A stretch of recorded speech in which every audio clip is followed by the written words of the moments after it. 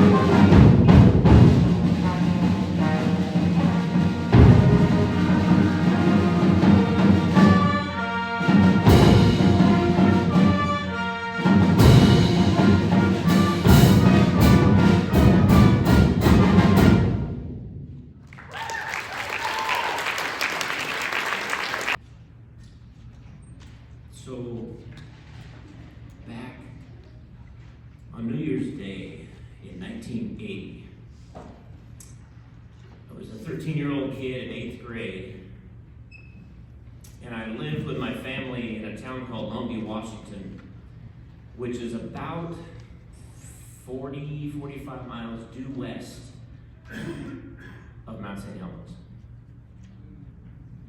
And for New Year's Day, my mom and dad, my brother and I took our runner sled and some big truck inner tubes, and we went up to the north side of Mount St. Helens, January of 1980. It looked to me like, when I was a kid, it looked like a big ice cream cone. It had a round, almost always snowy top.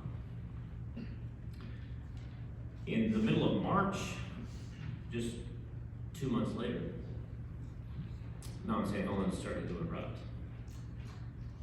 And on May 18th, 1980,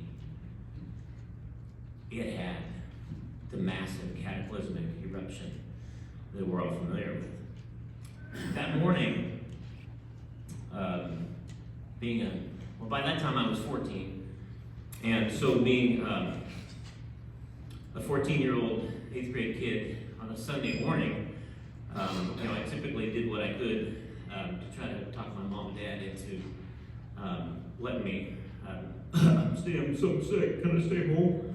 And, so that morning I talked him into letting me stay home and not go to church.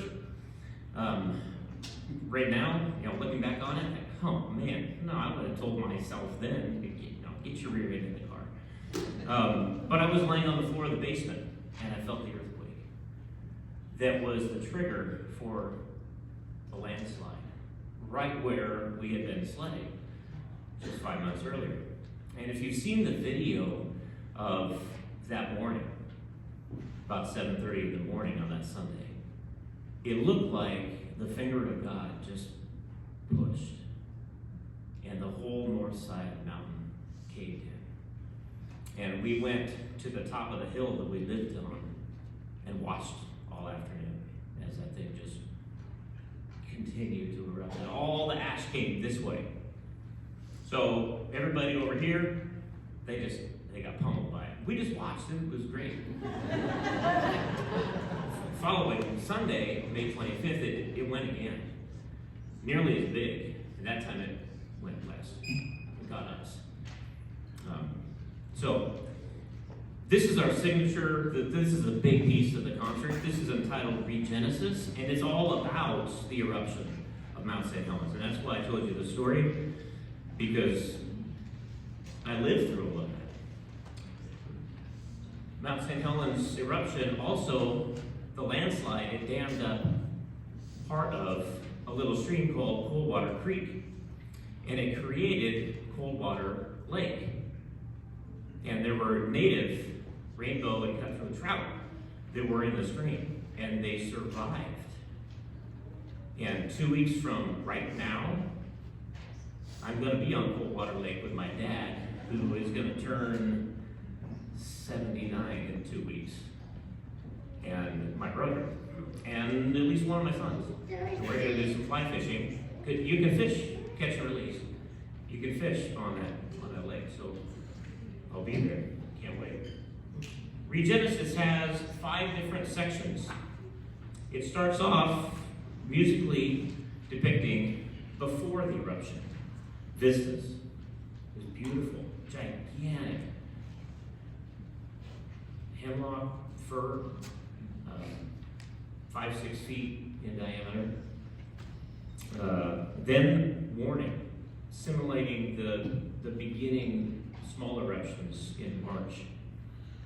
And then cataclysm. You'll know when that happens. That was May 18th. And then void, which is the period right after the eruption. And then renewal. And if you were to go up there now, there's trees, there's vegetation, there's deer, there's elk. A year ago, I was coming back down the mountain highway with my dad after we fished on Coldwater, and a big black bear ran right across the highway in front of us. That was pretty cool.